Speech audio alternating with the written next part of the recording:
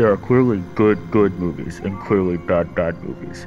But on the morning of October 30th, 2022, Brian, Carlena, and Travis had a brutal discussion about everything in the middle. We still haven't entirely found out if this is good, bad good. Well done, my friend. Well done. That was well done. Hi. Hello.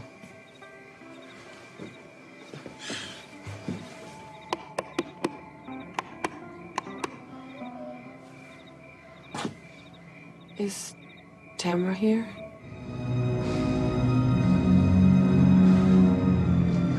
Why are you doing this to us? Because you were home.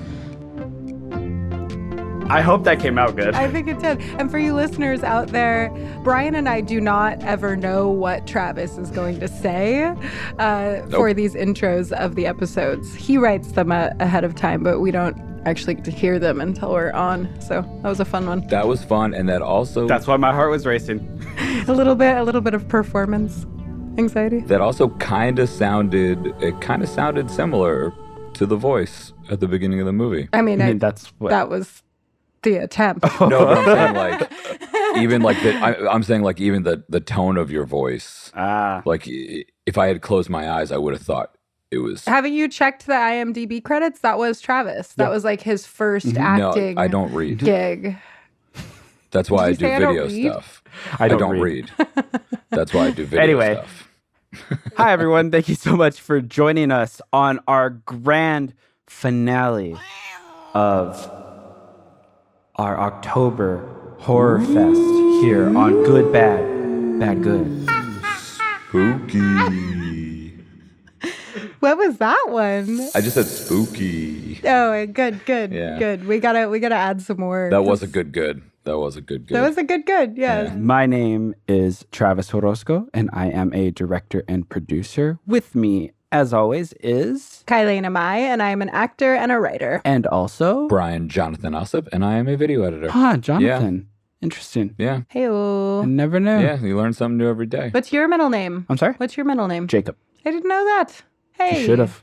What? You should have. What's yours, Kai? Which I say every day. But my actual last name is Gross. Oh, right. So right, I knew that. I was Gross Kai growing up. That's right. I forgot about that. Oh. Yeah. That makes a lot more sense. And you still are. Oh, shut up. The fact that I was picked on and felt horrible about myself, so now I do everything I can to be the perfect center of attention. I mean, aren't we all just in this industry because we desperately are seeking approval? Seeking approval, yeah. No, I'm post-production, so nobody knows who I am. And he likes it that way. And I play the drums, and I sit behind everybody, so nobody really knows who I am, so not me. Brian really gets off on like being, like disrespected and put down in the back. If you could not that's tell. Some other childhood trauma that we don't need to go into here. Speaking of childhood trauma, if you could not tell from this week's movie clips, we are doing The Strangers. 2008's The Strangers. Yes. Before we jump into verdicts, though, we shall hear the plot synopsis. Hey, Google, what's the plot synopsis for the movie The Strangers? Here's the synopsis of The Strangers. Kristen, Liv Tyler, and James, Scott Speedman, are expecting a relaxing weekend at a family vacation home, but their stay turns out to be anything but peaceful. First, a mysterious and dangerous woman arrives at the door while James is out on an errand. When he returns, he accidentally kills his friend Mike, Glenn Howerton, mistaking him for an intruder. And then real danger does show up, in the form of 3 masked torturers, leaving Kristen and James struggling for survival. So that wasn't entirely accurate. Did you say that wasn't entirely accurate? No, the woman shows up when they're both still home. He's not out running errands the first time she shows up. Truth. Oh, true. Yeah. She shows up a second time when he's out, but the first time they're both there. And also, he doesn't accidentally kill his friend Mike. No, he does. Yeah, he does. They're not friends. Come on. What? What? I'm kidding. Oh. I was like, what? Was there some other thing in the movie I didn't see? I was like, did I fall asleep? I mean, I know I was tired today, but I didn't think I fell asleep. What's your verdict, Travis? I'm going to go first. Yeah. Whoa. Crazy. My verdict is that this is a good, bad movie.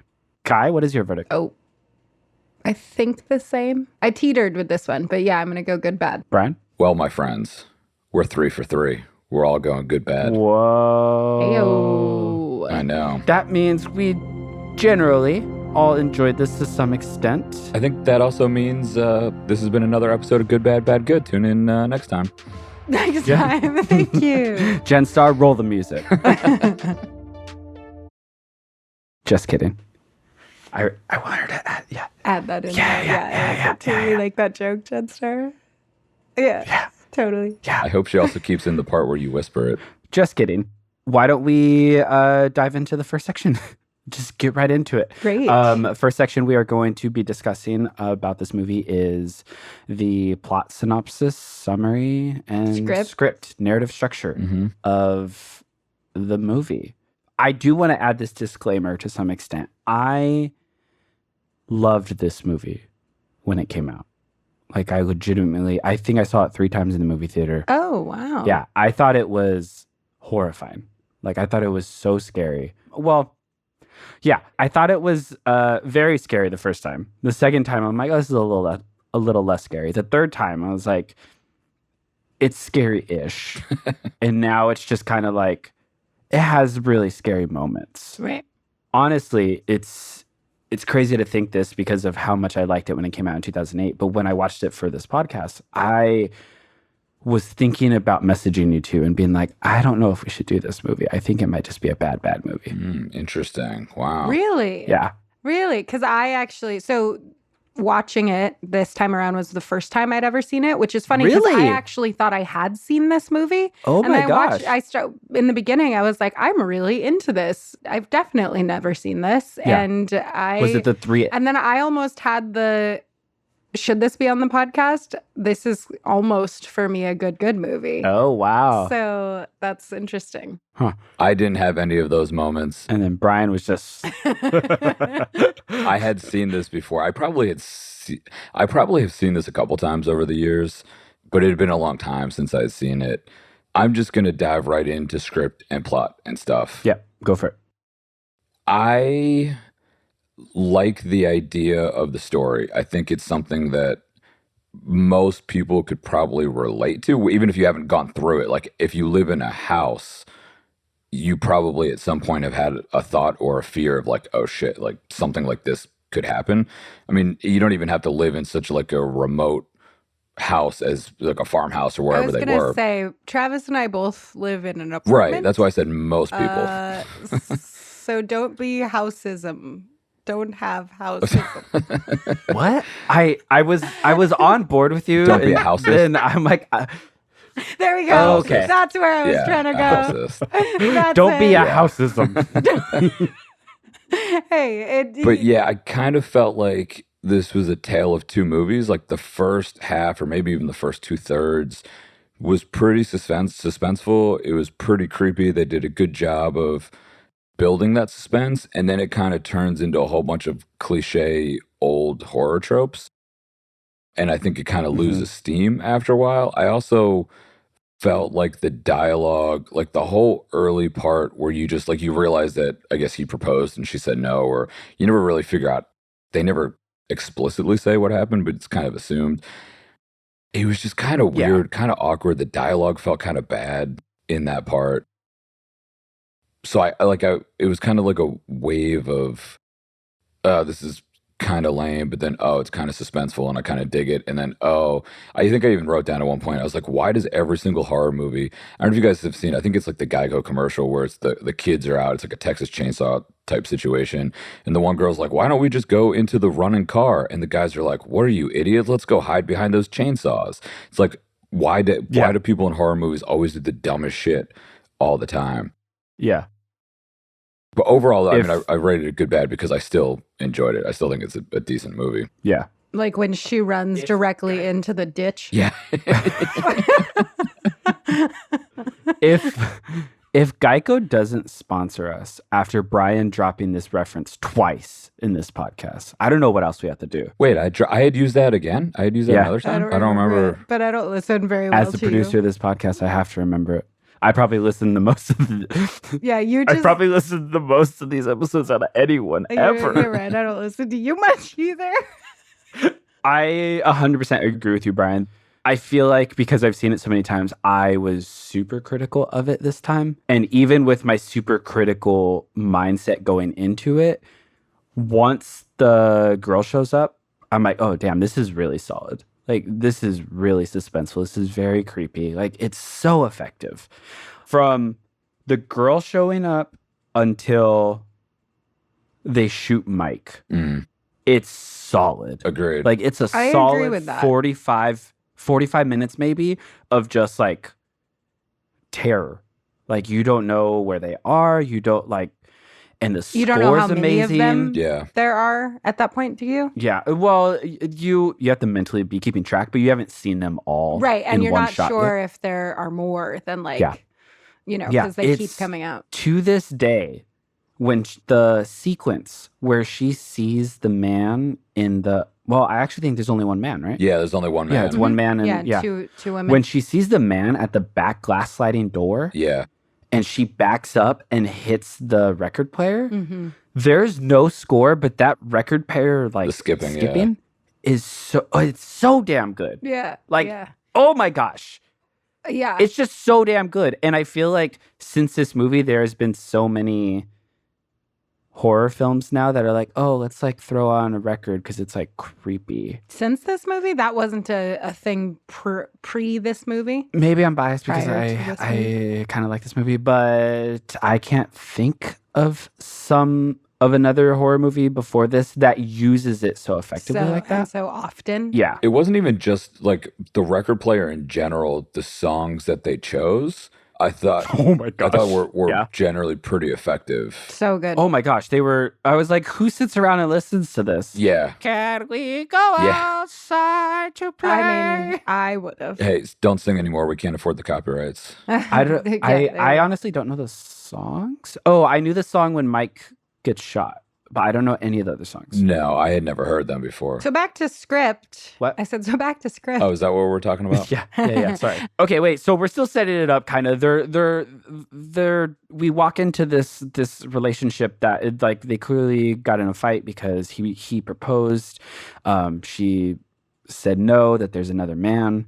She and didn't say there was another man. No, she definitely never said that. There wasn't. No, she says, I'm just not ready. She's not ready because there's another man. Who the hell said that? That's a pretty big assumption right there. That's a huge assumption. I'm kidding. No. Anyway, not. so This is they go to Travis's, this like, house. worst fear. He thought we would just roll with Okay, it. continue. They go to this house, and it is the man's. I don't even remember the character names. John. James. Yes. James and Kristen. James and Kristen. It's James's parents' summer home, or maybe his childhood home. No, I think it's like their guest cabin. Maybe. Is what it seems like. Yeah, all they say is that it was his family, but they don't really say if it's a guest house or it's his dad's old house. They don't really say. I imagine if it's that remote, that this is not like he didn't grow up on this street, right? Could be.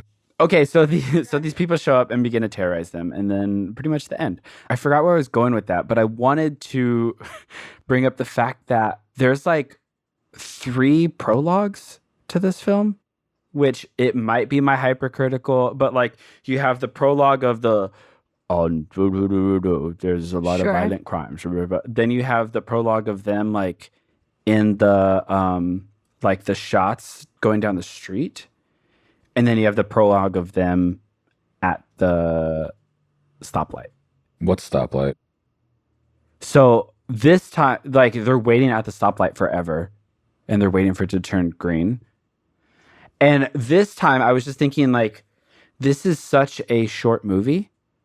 Like this just feels like padding to me. Like the fact that we have 3 different, like you could have cut off 2 of those 3 and just started with like maybe that creepy man talking about the statistics because it was a very effective tone setting for me. Yeah. And then just going straight to them like You could, but I enjoyed the time that we took in the beginning, because this movie specifically is a movie where we have to care about the two characters. We have to care about their relationship. We have to like know them intimately for this to be as scary as it is, right? Because then this can be you, right? And also it's easier to understand how terrifying this is given the current situation that they're in. I mean, it's terrifying either way, but this is like they're already in the middle of this bad situation where they're exhausted. They've been up half the night, and then this happens. So like it's the icing on top of the horrible cake, right? Yeah. So I actually appreciated how much time this script took. Actually, this is the reason why I almost had that feeling of like, this is a good movie, and should this be on the podcast? I mean, I don't actually think that, because there was some definite issues with the ending the third for me. act is Correct. Yeah, but this beginning, I thought the acting was great. Like, I was really enjoying watching these two characters. I actually, Brian, you mentioned that you thought the writing was a little, what did you say the words were? Fake, or Honestly, I don't remember what words I said, but like the dialogue of just Liv Tyler and Scott Speedman when they're going through the whole thing before the strangers come by just felt a little. Yeah, maybe I used the word fake. I don't remember. Or forced or something. To me, Brian, Forced. and I think it felt like a student film.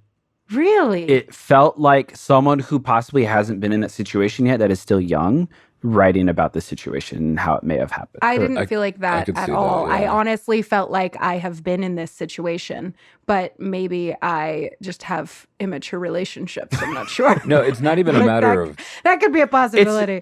It's No, not a just matter because he said of student maturity. I film. think it's the nuts and bolts of what they're actually saying and how they're acting, and like how it's just feel like. Also, let's be real. Liv Tyler is not the strongest actress. I like Liv Tyler. I personally don't think she's a very good actress. I'm hit or miss with her. Sometimes I think she's good, sometimes not as much. And in this movie, rewatching it this time, I'm like, this is definitely not one of her strongest films. Like I did not care for her acting at all in this.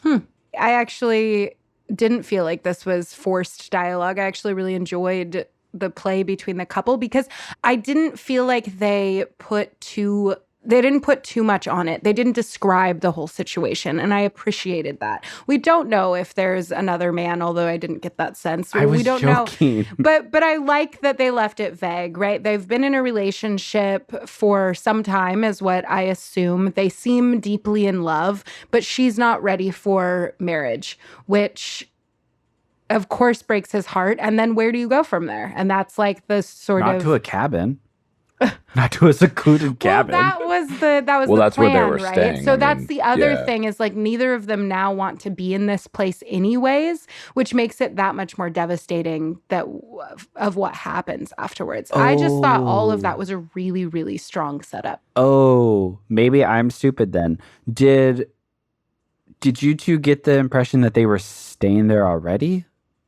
Like they had already been there like the previous night or something? No, I got he went with his buddy, with Mike.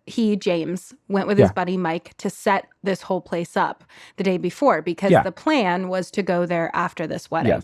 Yes. The assumption I made was that he decided to do this because wherever the wedding was close enough to staying at his parents' house rather than closer to wherever it is that they live. Yeah. Well, and he does say at one point that she should take the car back because he doesn't feel like going on a road trip. So it sounds like that was the first part of a whole vacation they had planned.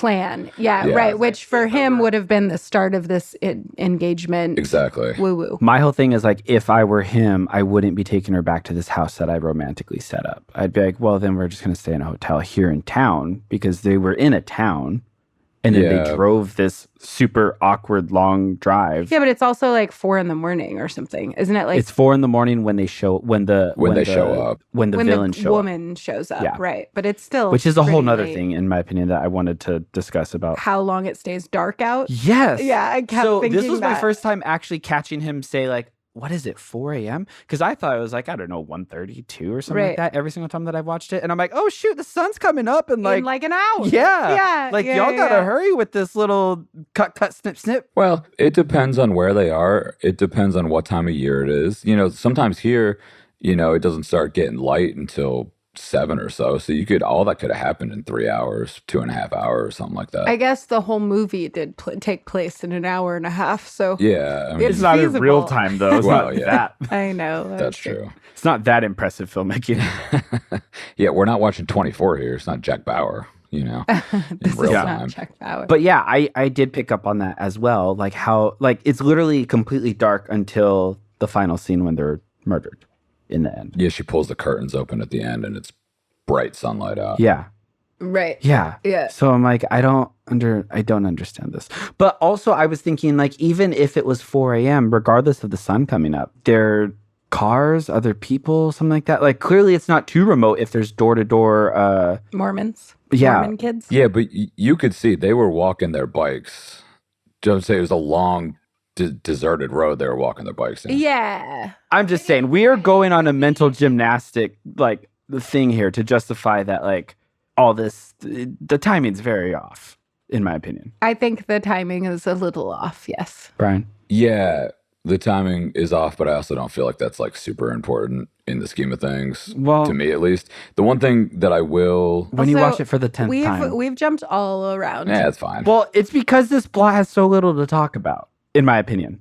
There's the setup, they terrorize them, they run around, they kill Mike, and that's and then they get caught. So I did have something. There are 3 killers, the two women and the guy don't say hardly anything this entire movie, right? But then at the end, are you talking about the guy or all 3 of them collectively? All 3 of them collectively. None of our all killers 3 of them say they have a combined 4 lines maybe. Right. There's they basically say nothing. I just found it interesting that the girl, one of the women at the end, when the truck pulls over and the 2 Mormon kids are walking past and the truck stops and the one gets out to smoke the cigarette, and then she has the little interaction with the kid, and then the kids keep walking, and the girl walks back around to the other girl and says something along the lines, I think it's next time it'll be easier. Something like yeah, that. Which was interesting to me because I like that they kept the theme of we don't have a specific, we didn't target you specifically. Liv Tyler's character says, "Why are you doing this?" And they say, "Because you were home." And that to me is really scary. Yeah.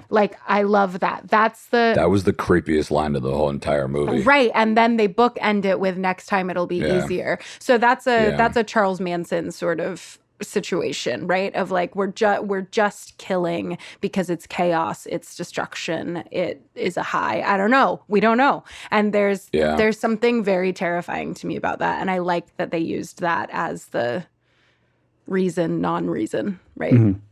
Yeah. I know that this was marketed as based on a true story and whatnot. But did you 2 look up? I didn't actually. No, I just read whatever little trivia stuff on IMDb, which only said that the director, the guy who wrote and directed it, had an experience as a child where some woman came to his front door asking if somebody was home, but then left. That's the true story element of it. Yeah. Wait, really? When I was growing up, a woman came to my door. Yeah. That's what this movie's based on. Wait, seriously? And asked for someone else? That's what the trivia said on IMDb. People used to come to my door all the time. As a kid, we had Jehovah's Witnesses every other day, and my mom used to make me hide. She would be like, "Quiet, they're here again," so that they wouldn't think we were home. I think that's an American pastime, right? We all just hide from the Jehovah's Witnesses. It's the one thing that could unite America. We all hide when the Jehovah's Witnesses are coming to the door. So it's not to shout out to all these Jehovah's Witnesses listening to our podcast. Peace and love, and unity. Yeah. It's loosely based on the Ketty Cabin murders, which happened in Northern California in the 70s. Interesting. There was it's still unsolved to this day. There's 4 people that were brutally murdered in a cabin, and no one knows how or why because there were multiple cabins around it. It was a campsite, and no one heard anything. Yeah, and one of the messed up things about it is one of the because there were kids, one of the kids that was murdered in the cabin was actually just spending the night, and her parents were like in the next cabin over the entire night. Yeah, so that's what. How horrible! Around the time when this movie came out, that's what a lot of people were saying that this was based off of. Was just the idea of like no one knows how or why this murder happened, but people are dead. And with that, we should go into how said dead people acted prior to dying in the acting section. One thing real quick. Oh my gosh, Brian. I was reading, I know, I'm sorry. I was reading also, because I always like to read like the IMDb trivia section of a movie after I watch a movie. Stop lying, Brian. You literally said you can't read 30 minutes ago. Yeah, well, so now you don't know if I was lying then or... You were either lying then or you're lying now. Yeah, you don't know. He didn't say he can't. He said he doesn't. Actually, I think that's He said he can't. Did I say I can't? I don't know.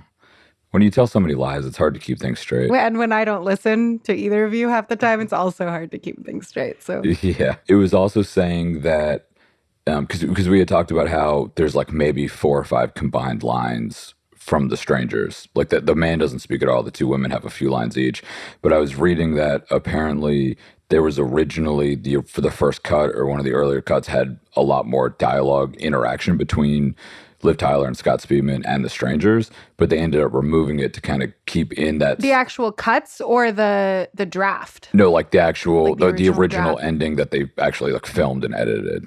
Yeah, Shot. That they cut that stuff out to keep some of the mysteriousness from the strangers, which I actually think was the right decision because I think it's better knowing less about them.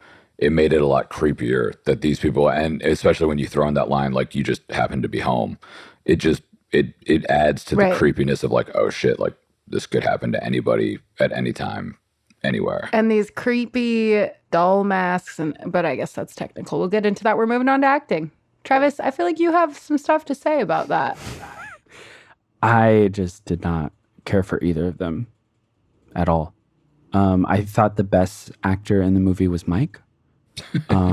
He was in it for like 2 minutes. The way he was grounded when he walked down the hallway, and turned back ever so slightly, but like not far enough. He also said James with real commitment. He yelled that name. No, going in, he's like yelling it. And I'm like, dude, if the house looks like this, are we really trying to yell this? He's like, James. No, I thought so. Well, here's my biggest issue. You're looking at me like I'm making this up. Which is one of my nitpicks was like, why didn't he like enter the house yelling? And I don't remember. He's saying his name. He yells it a couple times when he's outside. My nitpick is when something flies through your windshield or whatever it was, why don't you just drive the fuck off? Get the hell out of there. Yeah. Keep driving, motherfucker. Don't get out of the car and run around. What are you, an idiot? It's like I said, the horror movie tropes. Right. I was also like, or acknowledge it. He's like, what the fuck? Yeah. But then the next like scene we see, he's walking towards the house. Yeah, I wonder if there was some moment that was cut out of him, like actually having some acknowledgement around that. Look, what I appreciated about the film and the acting, before getting negative, was that up until the portion where I think all three of us agree where this kind of just devolves into like a stereotypical like horror trope thing, is that everyone's actions up until that point felt more grounded and realistic and like what you would do because you're just so caught off guard. It was when the plot slows up in the middle that all the action seems so forced of like, oh, this is what the woman's supposed to do. This is what Liv Tyler's supposed to act really badly. Like she has a sprained ankle right here, you know? Like, except sometimes she doesn't limp at all sometimes, even after spraining her ankle. She's like crawling on the ground. She crawls and then she could like walk and then she's like limping and then she... Yeah, it goes back and forth a few times. That didn't bother me. I'm so shocked by your critique of this acting. That like... I have a soft spot in my heart for Liv Tyler. And Scott Speedman, apparently. Yeah. No, Liv Tyler, because I used to watch Empire Records like a ton. Oh, it's such a great movie. When I was a kid, I love that movie and I fell in love with her in it. And like, I just love her since then. So maybe I watch her through a very glossy lens, but no, I did have a couple moments when the biggest thing for me I think this is more of a script thing than it is an actor thing, is just when he takes the gun and he's like, I'm going out there, just hide, you'll be okay. And it's like, she'll be okay. These people are terrorizing the house. You have the only weapon and you're asking her to stay in here while you run out there with the only weapon? No, absolutely not. The fact that she doesn't protest there more and that there's not a big fucking like, I'm staying with you, you're insane, or don't go out there, you're insane, right there was like the big thing for me in the film. But I don't necessarily know if that's like acting. I would agree that that's script. Like, yeah, that's about the time where the script just falls apart. Right, that's like where it was falling apart for me. But then I'm like, if that's what you have, then I'm not faulting your acting, because that's like, what choices do you make there? She was just so whispery and like heady throughout the entire film. James, don't go, James. There was some whispering. James, what's happening? Yeah. I'm like, what do you mean what's happening? You're staring at the car that was just destroyed. You know exactly what happened. Your car's messed up. Go back inside. James, get back. I don't know why before her attempt at running into the ditch, I don't know why both of them didn't just like take the shotgun and start fucking running. Yeah. Run away. Yeah. Run away, please go. But no. Get a knife from the kitchen. Separate from you. Get a knife from the kitchen. Run. Someone has a knife. Someone has a shotgun. Stand back to back. And you like walk down you just walk down the road back to back. And if they come up, I mean, they might run you over with the truck, but like they don't want to do that. There's no fun in that. There's no fun in that. They're doing this That's true. for sport. Yeah. I wonder like what pleasure they got out of watching him shoot his own friend in the face. I will say I did appreciate. I feel like we're just going back on plot now. You know, it happens. I got the sense or feeling that they were really thrown off guard when they pulled out the shotgun. Probably, yeah. When you're Got saying the strangers. Yeah, like they were like, like I had no idea this person was going to have like a but shotgun. We're going to keep fucking with you anyways. Yeah. Yeah. I cannot believe that you, Kai, did not even mention when Liv Tyler sees the phone and she goes, oh, and then like steps back. And I'm so thrown off my game right now because of how. Wait. What? Brian, do you know what part I'm talking about? I think so. There were a couple scenes with the phone. I think I remember the one you're talking about, though. Or sorry, not the phone. Not the phone. Oh, the smoke detector. I was going to say her the phone smoke ends detector. up in The smoke detector's on the chair, and she goes on the chair. See, I didn't even mind that. I didn't think about it. I am so. You know what? Actually, I'm though, shocked. Here's the thing. I was actually enjoying watching this movie so much that I was not pausing it every 15 minutes to write down a note that I was like a gripe, basically. So maybe I was using a less analytical eye when watching this movie because I was actually entertained by it. And you were actually scared by it. I was actually scared. I think you should tell people that. That's the other thing too. And when I'm scared, when I'm actually having a feeling, I'm not picking anything apart at all. I'm just like, oh, fuck, what's going to happen next, right? So that's probably why. And in which case, that's why this is a good bad movie for me because I was in it. I was like full on in it. So it would be interesting. Maybe I should have watched it twice. It would be interesting to go back a second time and then actually peel through it and go, what are all these things? But then maybe that's why. So as far as the acting for me, I mean, I kind of, the beginning of it, I think I'd mentioned, and I think part of it is the dialogue, but I kind of didn't think the two of them were great in the earlier scenes where you're kind of figuring out what's going on just in their personal lives. And it kind of felt like the two of them, just as actors, didn't really have a lot of chemistry, which I think was part of it. I didn't really buy them as a couple, or I didn't really buy whatever their issues were. I also disagree with that. What's that? I agree, Brian. I also disagree with that. I agree with you, Brian. I believed them and I liked him. Yeah. I mean, that's fine. I don't know. Some of it I think was... Yeah, it's fine to be wrong. Yeah. I mean, we're allowed to disagree. You know, it's a free country. But I do think some of it was the dialogue because, as I said before, some of it it felt unnatural. Like, I don't know what it was. Something about it just felt kind of off. But then once like stuff started picking up, the acting I felt was fine. Like, I wouldn't necessarily say it was good, but I wouldn't necessarily say it was bad. Like, it just felt okay. You know, at a certain point, they're just kind of running around screaming too, which is, I don't know, kind of boring after a while, I guess, anyway. It felt and I'm sorry, listeners, we're just going to stay on plot, apparently. It felt as though the second to third act was them in the house, possibly on set, collaborating. I'm like, oh, shoot, okay, there's a pantry here. That'd be a really cool shot if we, like, got the shot, like, through, and then she, like, put her mask up to it, and, like, these slats are, like, a foot apart each, so all this, like, light comes through. Like, it felt very much like that. Like, oh, she should stand behind this, and then they, like, creep up. Well, that's not plot, that's technical, which I have a lot to say about technical. Okay. Then let's move on to technical. I loved it.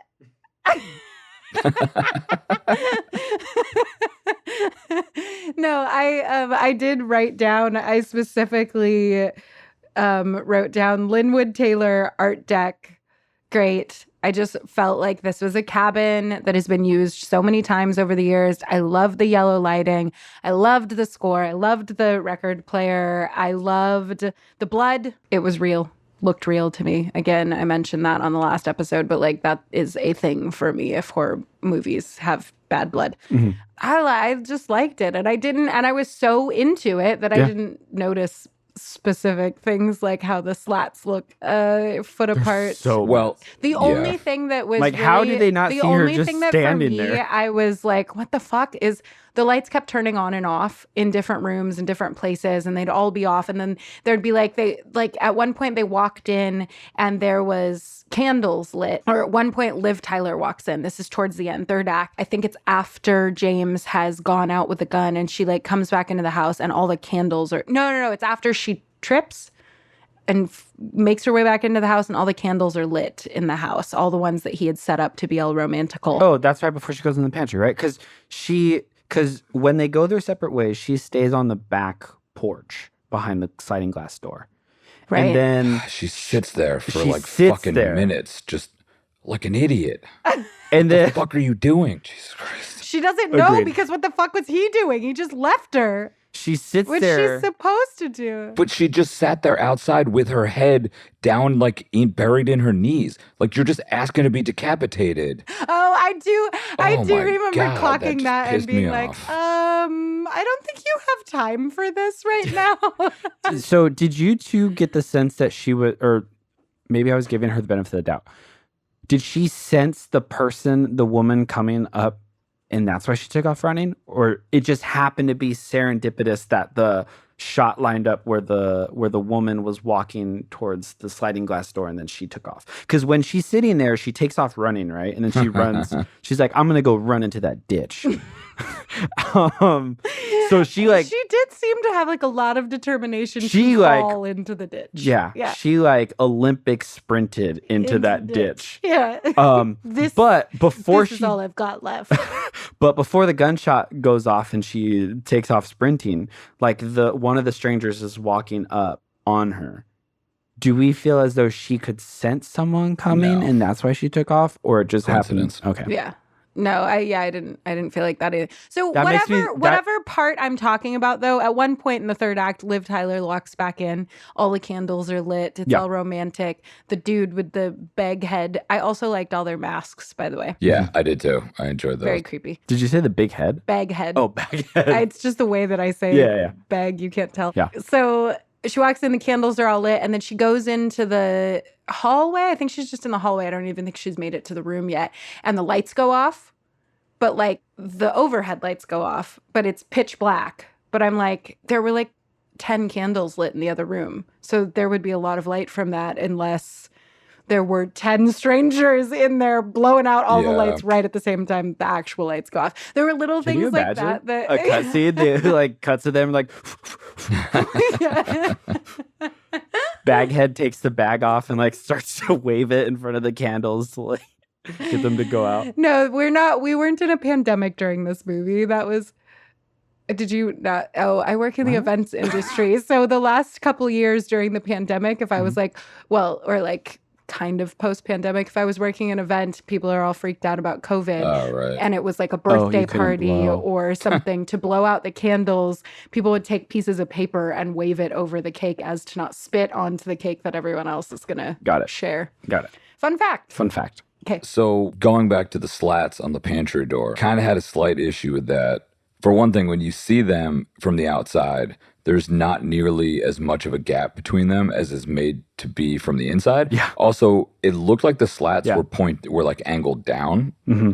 which would make it real hard for her to see that clearly Yeah. out of the slats. It was a technical continuity issue, I guess. But yeah, like you see it from the wide and it's like Yeah. you can't see into it. And then you see from her perspective in there and she has like, you know, full, like she could see everything. Yeah.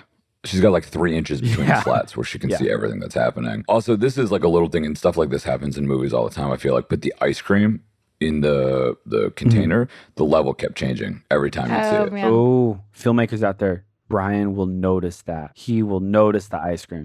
Yeah, it also... Continuity. I'll notice the ice cream. And it was Bluebell ice cream, which I happen to love Bluebell ice cream. Bluebell cookies and cream ice cream is chef's kiss. Brian's just throwing out all the sponsors Yeah, he today. is. Dude, I would love to be sponsored by Bluebell. Just get packages sent to your door. Hell yeah. Does Bluebell have non-dairy ice cream? I don't know. Because I eat like a lot of dairy, but Probably. ice cream fucks with the belly.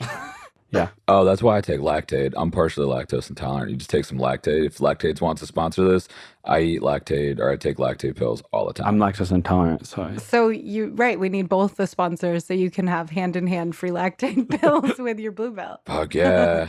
Then I'm going to be looking like Ben Stiller's character at the end of Dodgeball when he's put on like 400 pounds. And there were a couple little moments in this movie that I appreciated that in the beginning that were starting out the kind of voyeuristic vibe, like you're being watched for the end of the movie. There was a moment when they're doing the like flashback to the actual wedding where he pulls out the ring, and like right when he pulls out the ring and starts to get down, we cut to a shot, it's like a medium of Liv Tyler, and you see this car pull up right in the background and just sit there for a minute and then pull off again.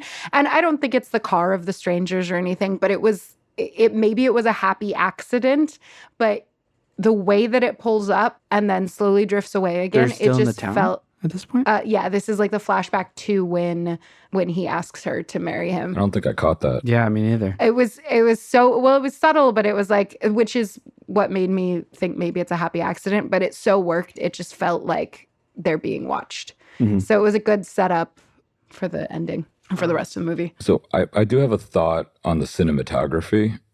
I didn't love it. Kai loved it. The whole thing looked like it was shot handheld. What do you say? Kai loved it. Oh, I actually didn't make any mental notes of like, this is incredible. But I also wasn't like, this is terrible. yeah. I like that accent.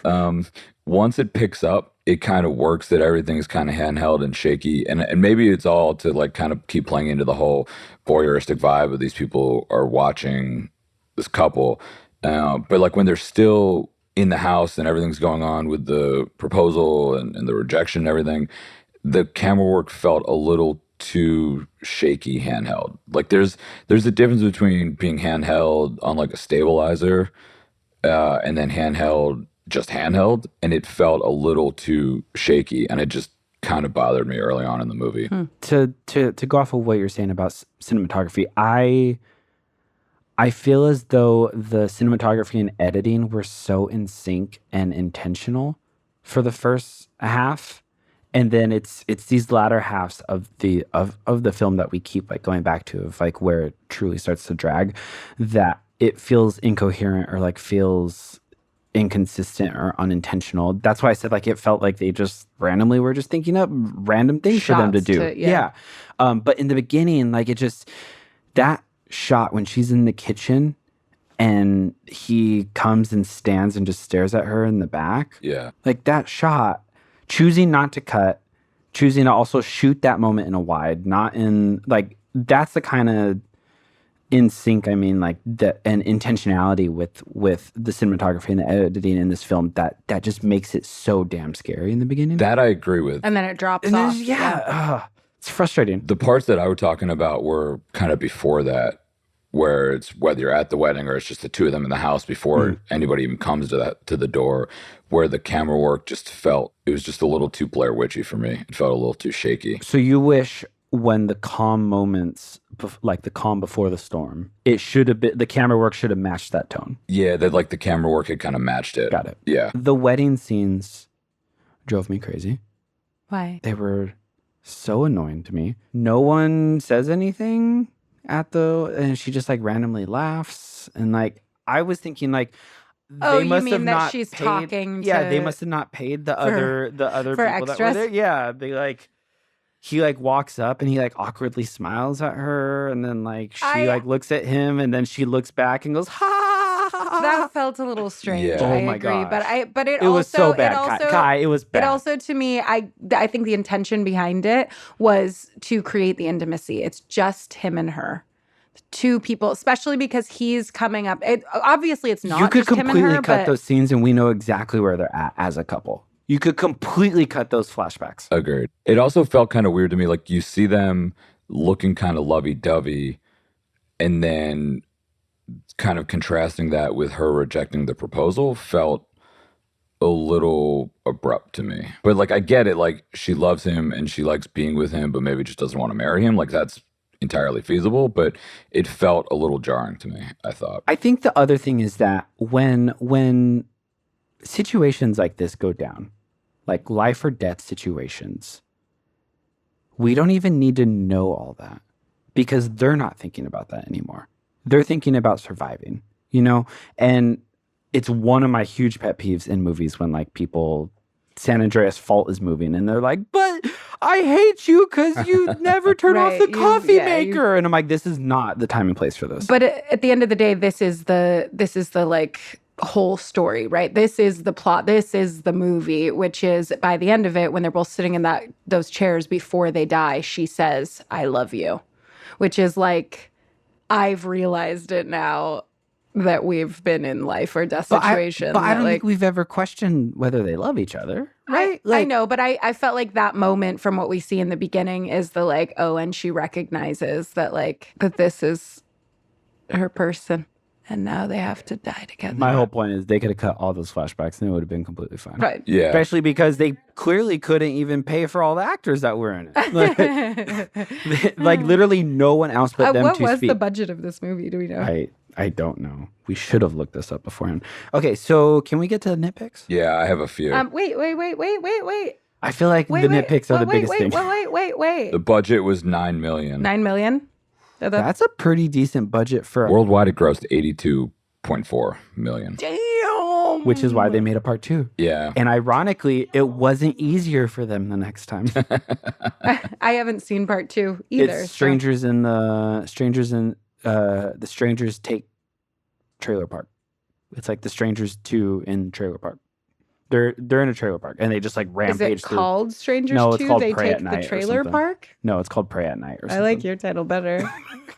Okay, maybe I guess maybe this is a nitpick. Wait, there was one other thing that I like. There was a couple things in the sound design that I really loved. There was a coyote howl. Mhm. Yeah, just like in a couple moments, but I think it was one in particular. It's like when James I think he's standing on the porch or something, but like feels the girl's hand like brush past his ear, and then the coyote howls, and then he walks straight back in. It was like a jump scare for me. I just like lost my shit in that moment, and it's the little gems like the coyote howling that just like put me in it. In that They're moment. also super fast runners. They really Super are. fast runners. Oh yeah, yeah. Like, and really good at they do all day quiet is play running. hide and seek. yeah. So They to prepare train by themselves. doing hide and Yeah, seek. that's all they do. They're actually all on the Olympic track team. Damn it, Linda. Slower. Quieter, Linda.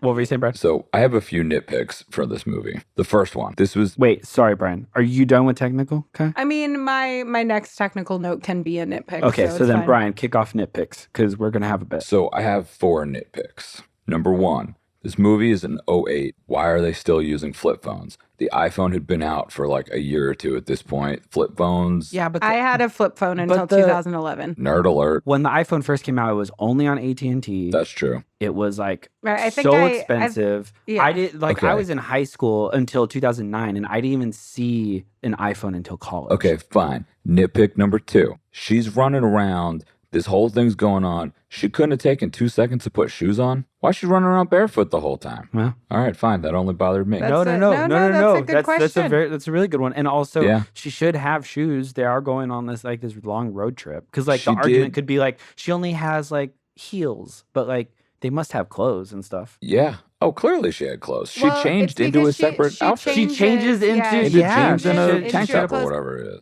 Put on your damn shoes. But then she's like still just hanging out in the house Yeah, at but like- that point. but So like- she's not thinking about I need some hardcore tennis shoes. But yeah, you'd think at some point she might Yeah. chuck them on. You would think in those early stages though, she's like, I gotta get out of here. Like we Right, we gotta get out of here. I Right. gotta put my shoes on. I gotta put Right. I wear my socks. I can't find my socks. I don't care. I'll wear my shoes without socks. Right. I just have my shoes on. But there's also they're also having those. I mean, agreed. But they're also having that what I liked about this movie is the push and pull between I have to get out of here, and I can't leave here because they're out there, which is like that's the kind of fuck feeling of Shoot, like do you think I it was don't. COVID? Do you think it's a metaphor for COVID? Like So you it's can't totally about it. Yeah.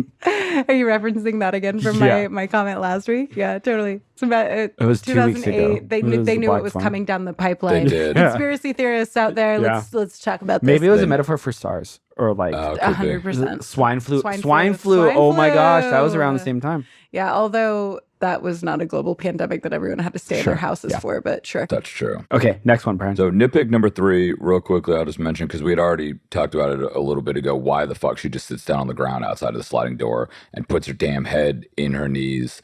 Like, you know there's a bunch of fucking crazy people trying to maybe murder you and your boyfriend. Maybe don't sit outside putting your head down in your knees so you can't see anything. That just also goes back to what I said at the top of like stupid horror movie tropes. So the last one, so we talked about the gun and the shotgun. He actually pulls down 2 guns from the hiding spot. Why do they only use one of them? Mm-hmm. Yes. Right. And why doesn't he hand her the other one after the fact? He does? Yeah, he pulls down 2 guns. Yes, and Oh, then I he didn't- also says, "I don't know how to use Use it. these," and she says, And then clearly knows how to use it, though. "Well, oh yeah." It also felt that was an interesting moment for me of like, maybe they don't know each other as well as they think they did, and Yeah, that's part of their true. issue when he's like, yeah, I said that. Yeah. But also, Kristen, Kristen. let's not worry about that right now. Let's just figure out how to survive. Yeah. But also, you have 2 fucking guns and you have a shitload of bullets. Use both guns. Yeah.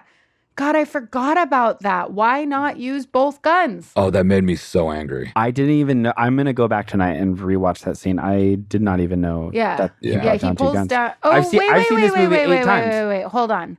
Does he pull? I don't think he does. I thought he pull just off brings 2 down guns. one He shot. pulls off 2 parts of a shotgun. It's a rifle, yeah. Oh, that could be. And then that's when he's Yes, trying to like I put it remember together. this now because I had your thought, Brian, in the beginning of like, Okay. oh, there's 2 guns, great. And then I remember him attaching Yeah, the the barrel. 2 You're pieces. right. Yeah, and then I'm like, oh, Okay, it's like fine. I was incorrect. nitpick, taken aback. I was really shocked that I Revoked. did not. Yeah, nitpick revoked. I'm like, wait, I've seen this movie how many times and I didn't notice that they had 2 guns this whole time? Sorry, Brian, continue. No, that was my last one. Those were them. Yeah. Okay. I've got one. Go. Yeah, because I feel like your list is going to be crazy long. Mine was just the smoke in the chimney. It starts smoking. She has to, the fire alarm starts going off. She has to get the fire alarm off. Once she gets the fire alarm off, the smoke Oh, yeah. is done, over with. And I'm like, you didn't quite fix the issue there. And I was also waiting for it to be a moment where like whoever the fuck is outside messing with the house put a giant piece of wood over the chimney or something and he's gonna smoke you out. Yeah. Like I was waiting That's a good for one. something there that like didn't happen. Or like I've been in cabins making fires inside and like if it starts to smoke, you usually have to do something about it. It doesn't just like go away. There's a reason. Yeah. Something's clogged. Well, didn't she open up the thing? Like the vent, like the chimney vent was closed, and that's why it was Oh, getting maybe I smoky. So then missed that's why that. she opened it because chimneys could have like No, venting of course, systems. of course. Yeah. I think I just missed her opening. I thought that's the what vent. she goes to reach for and whatnot. Damn, our nitpicks are all fucked. But I guess I just missed that. That's what she was doing because then I thought she like looked around. She opened the flue, maybe? And there wasn't anything she could do about it because it's still smoking. And then she's like, well, this thing's going off. I got to get this. But I'm sure that probably is what she was doing. So, hey, nitpick revoked. Nitpick number 2 revoked. Do you have a third? Nope, that was it. Okay, we need to talk about the bath water. It looked Are we okay with the bath I water? noticed that It too. looked bloody, Nasty right? ass No, it was brown. brown. Yeah. It cracked me up because the cabin that I grew up going to in Washington, that's always what the shower looked like when you turn it, rusty pipes, because like it barely gets used. agreed. But like, she keeps Are you filling gonna it up. take a Like, bath in yeah. it? Yeah, she keeps filling it up, and then the next shot, she's like in the tub, and I'm like, Yeah, but it gets clear. no, I know that, but like, It looked like bloody water to me. It was nasty. Good old bloody water. yeah, for us apartment dwellers, it's like rust water.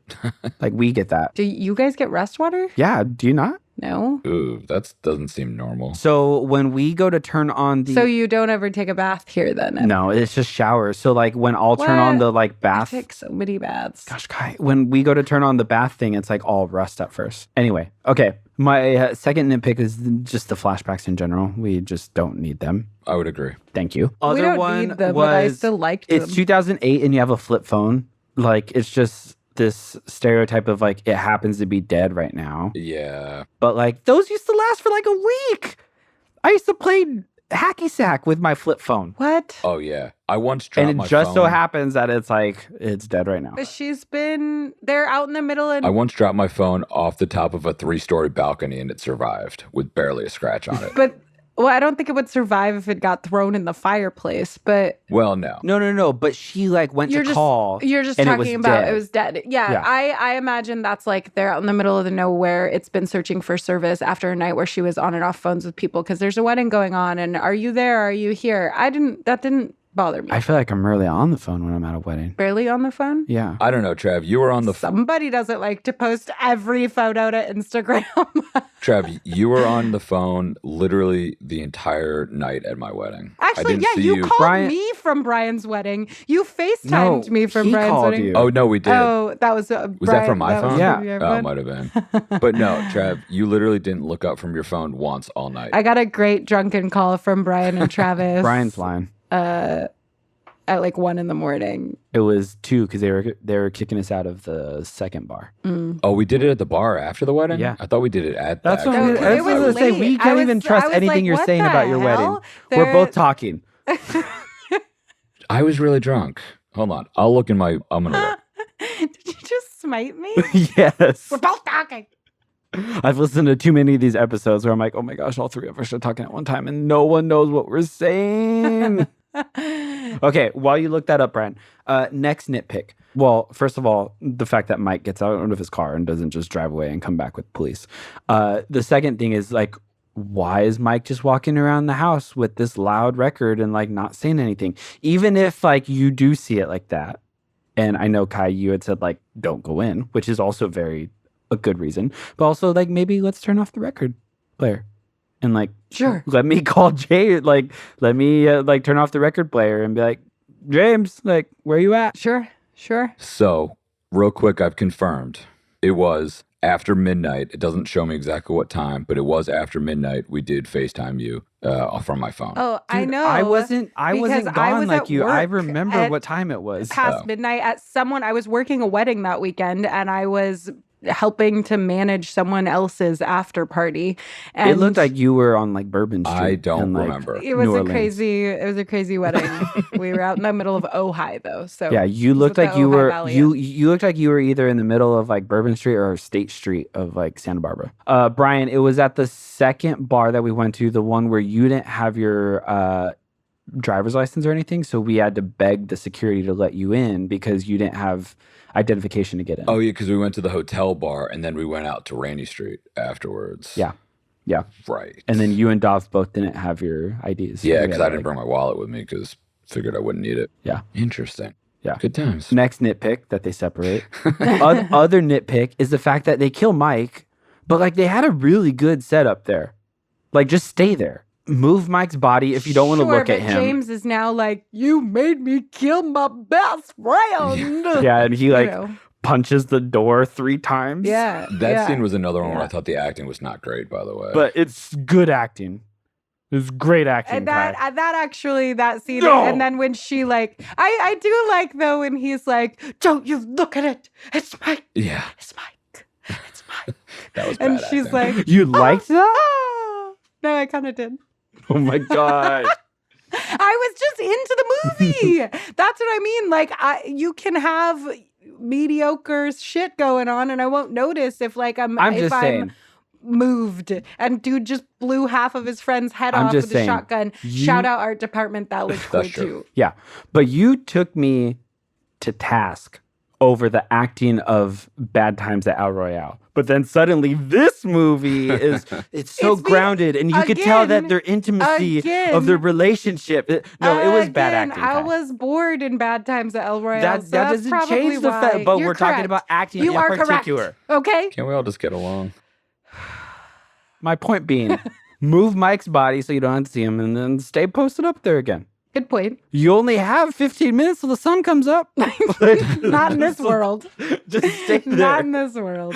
Just stay there, and then as soon as anyone... I mean, for all we know, this took place in Iceland, where you get 23 hours of nighttime. Look at times of the Brian year. go. See? Mm-hmm. Look at the big brain on Brian. Look at that brain on the Bri. I gotta check and see if there's people that go, if there's Mormons that go door to door in Iceland. But sure, they go all over the world. Are they? They go on what's it called? Missions. Yeah. I was like, sabbatical? That's not correct. Missions. They go on missions. Yeah. I just recently found out about their magic underwear. What? I didn't know about that. What? Yeah, they apparently have magic underwear that they have to wear in order to Google go it. into... Let's move on to the nitpicks. Yeah. I'm not going to talk about Mormon underwear on this podcast here. This is very true. And I mean, I could nitpick like everything in the third act. And you're going to. Why she runs into a ditch. Why she goes to the radio, the CB radio. Oh and God, goes, I forgot the radio moment. That part drove me nuts, actually. Yeah. Everything about that part drove me nuts. I forgot about the hello, radio. are you there? Yeah. Yes, I'm here. Right. But she also just keeps going, hello, Yeah. hello, rather than help. I'm in the middle of the fucking woods. Yeah. Like, why not say more than just hello? Well, I think she was also trying to be quiet so they wouldn't know where she was in the barn. Okay, so then say, help, I'm in the middle of the woods. Yeah. But say something more than hello. Yeah. Yep. Say your name. Say like something. I don't know. Say The like I'm off of address. I'm at 3473. SOS, Yeah. and then the address. Yeah. Yeah. Yeah. Yeah. That's fair. I mean, if you don't want to say it, damn, like hit the mic, Morse code it. Like just hit three. Right? Yeah, Not everybody knows Morse code, bro. They'll figure it out. Look, if you just like, Yes. You're typing, go get a Happy Meal at McDonald's free today. and then Charles, who's on the other end of the CB radio, is like, oh damn, okay. Great. Well, damn, I'd go for a Big Mac too. Thanks, girl, at 547 Knoxville Street. You're awesome. Because CB radios could tell you addresses, bro. Yep. In my world, they do, but then... And then my final nitpick would not to keep going on, because I could keep going on. But like her getting captured, I just felt like such a deflated scene to me. Oh, when he throws her against the wall or whatever. Like she comes out of the pantry and then she like runs into the room, and then it just felt very much like we don't know what to do, and just open the door and like walk out, and he's gonna like football tackle you, I guess. Yeah, he like slams her face into the wall. Yeah, it just felt so like they got to get captured somehow. Did anybody else notice that when she gets dragged after being knocked out, and then it cuts to the next scene where she's in the chair, they changed her clothes? They like changed her back into that nightgown thing. Yeah. Well, Wait, what? Yeah, she was wearing different clothes when she was tied up. You're so right. I missed that. Yeah. Oh, that's a big... I figured they just did that because they're creepy. I guess, yeah. And they wanted to kill her. Oh, no. and, like, I feel like that to me feels like a fuck up. Because, like, what? You think? Yeah, I couldn't decide how I felt. I don't know. That's a really big continuity. That is error. a really That's big like one. But that has to be intentional. Why would they put her back in her... I don't know. And if they're going to do that, that is creepy as hell. So show me that. And then that makes me question whether or not that was something that was also cut from the movie, Brian, if you were talking about how much was cut. Oh, could be. And that there is maybe a scene where, like, say the lady strangers or even him is like stripping her clothes down and putting her back in this. Could be. I did watch the extended cut. Oh, they have one. So I bought this movie when it came out on DVD. And the extended cut was 2 minutes longer. Oh. Maybe it was a minute and a half. It was like It was 89 just minutes. a gimmick for you to Yeah, purchase it. 100%. It was like 89 minutes versus like 92 minutes. Like that was the difference. And like the deleted scene was like her reaching for the phone after she's been stabbed. Because like, correct me if I'm wrong, she screams in the end, right? There's like the last jump scare. Yeah, she screams when the little boy like wakes her up or something. Yeah. Yeah, what was that? She's still alive. She's alive? Yeah. No. Yeah, I liked it better thinking that they didn't survive. They both died. Yeah. Yeah. Because that's also before he calls. Wait, it's also before he calls 911. She's not in the second movie, is she? No, it's a completely different. Okay. Like it's just the Great. same villains, but Got it. different. It's Christina Hendricks. I love Christina Yeah. Hendricks. It's really bad. Bad. Great. Yeah. I'll watch it. And you'll probably think the acting is really good. I forgot one last nitpick, and I promise this is my last one. After Deborah shows up, I'm just going to call her Deborah. After Deborah shows up and asks where Tamara is, why don't they check every single window and door? Yeah, I had that thought too. Look, someone shows up at 4 o'clock in the morning. I can't see her face for whatever reason. Yeah. And then they close the door. They lock the front door, but then they don't check anywhere else? Yeah. Because then you find out that the back sliding door was open. No. 4 o'clock in the morning, a stranger comes to my door. No. But it seems innocent enough a bit. Kai. No. Also, okay, Someone here comes is to my something- door at 4 o'clock in the morning. I'm not even answering. Wait, here, I have another nitpick. There's with the door specifically, the front door. Yeah. At some point when she's being terrorized and he's left for his drive and to get cigarettes or whatever, Which they is open the another front nitpick. door. He leaves. Right. They open the front door, literally, and then she has to go slam it shut. So either when he left, he didn't lock it again, or these people have a key, which was my first thought. And then as soon as he comes back, she's not saying to him, no, there is someone, when he's like, there's no one out there, blah, blah, blah. She's not saying, no, they opened the front door, that somebody has a key or something. There's no explanation for that. And I was like, what? Yeah. Well, actually, I will say that was the one acting moment. I say one, but you're going to roll your eyes because you felt like there was 100. My eyes did not roll. But where I was like, Yeah. why isn't she protesting more? Why isn't she freaking the fuck out and saying, you have to believe me, like I'm being terrorized in here? My only justification for that was that it's 4 a.m. and she's been drinking and was at a wedding and she could be slightly hazy and then questioning her own sanity. Yeah. Right, which is kind of what You're I giving think her a lot more motivation than I think anyone else did. anyone that was else on did. set. Okay, yeah, maybe so. By the way, the one girl that comes to the door asking for Tamara is credited as Dollface. Yeah. I like Deborah better. And then Man in Mask, and then the other one is just called Pinup Girl. Yeah, I like Big Head instead of Man in Mask. Yeah, what else? bag head. I'm going with Big Head. I mean, it was a large head. It was. Okay, I think that just about wraps up our talk about The Strangers. Yeah. All in all, like, I don't think any of us are going to change our minds. Like, No. we could all agree that it was very effective at moments. It's also, in my opinion, a really good group movie, like to watch with like a group of people, possibly people who haven't seen it before, because there's a lot of jump scares, there's a lot of like tense moments, and you should do that this Halloween because Halloween's tomorrow. So you should watch this. Do it. And that and that Come on, you're supposed to go spook. Ooh, I forgot what I was supposed to do. I don't know. And then we. and I remain serious because that wraps up our October Horror Fest here on Good Bad Bad Good. Next week we will be back to our regular scheduled non-horror movies. I've come to drink your blood. Thank you for listening to this very weird episode and hanging with us for this October. We hope you had a good time watching these horror movies.